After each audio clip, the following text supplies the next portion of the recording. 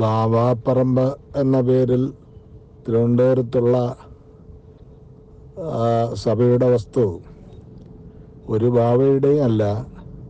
അത് സഭാമക്കൾ കഷ്ടപ്പെട്ട് സഭാമക്കളുടെ പണത്തിൻ്റെ മേലിലൊക്കെ ഉണ്ടാക്കിയിട്ടുള്ള ആ സ്വത്തുക്കൾ തന്നെയാണ് ഈ സഭയ്ക്കുള്ളത്.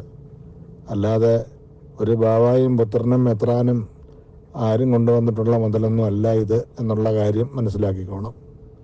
ബാവാപ്പറമ്പെന്നുള്ള പേര് അത് സഭയിലെ ജനങ്ങളുടെ ശവപ്പറമ്പാകാതിരിക്കാനായിട്ട് ശ്രദ്ധിക്കുന്നത് സഭാ സ്ഥാനികൾക്ക് നല്ലതായിരിക്കും. ഇങ്ങനെയുള്ള കുത്സിത പ്രവൃത്തികളുമായിട്ട് സഭാ നേതൃത്വം പോകുന്നത് സഭയ്ക്കൊട്ടും ഗുണം ചെയ്യുന്നതല്ല.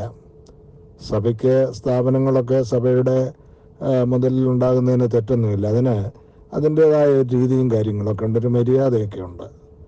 അതിന് തലതിരിഞ്ഞ പണികൾ നടത്തി അത്തരത്തിലുള്ള പ്രവർത്തികൾ ശരിയല്ല.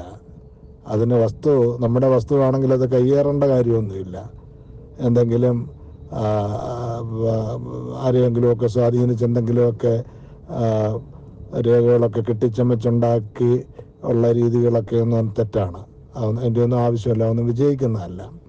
അപ്പോൾ അതുകൊണ്ട് ഇത് വളരെ വ്യക്തമായ ആലോചനയിലും ചിന്തയിലും ഒക്കെ വേണം ഈ കാര്യങ്ങൾ നടത്താനായിട്ട്. തിരുവനന്തപുരം പള്ളിയുടെ കൈവശം 150 വർഷമായിട്ട് അവർ പരിപാലിച്ചു പോന്ന ഒരു വസ്തുവിൽ സഭയുടെ എന്തെങ്കിലും സ്ഥാപനങ്ങളൊക്കെ വരുന്നത് നല്ലത് തന്നെയാണ്. അത് അവർ തന്നെ വ്യക്തമാക്കിയിട്ടുള്ളതാണ്. അത് അവരും കൂടെ ആയിട്ടൊന്ന് ആലോചിച്ചിട്ടൊക്കെ ചെയ്തു പോകണം. അതുകൊണ്ടല്ലാതെ ഇത് ബാബാ പറമ്പ് എന്നുള്ള പേര് അതിനകത്ത് കിടക്കുന്നുണ്ട്. ബാബയുടെ പറമ്പാണെന്നുള്ള തെറ്റിദ്ധാരണ ഒരു ബാബാമാർക്കും ആവശ്യം ഉണ്ടെന്ന് തോന്നുന്നില്ല. അത് ശ്രദ്ധിക്കുന്നത് നല്ലതാണ്.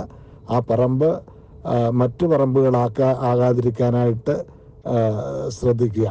എല്ലാവരും അതിനുവേണ്ടി പരിശ്രമിക്കുക, പ്രാർത്ഥിക്കുക. Thank you.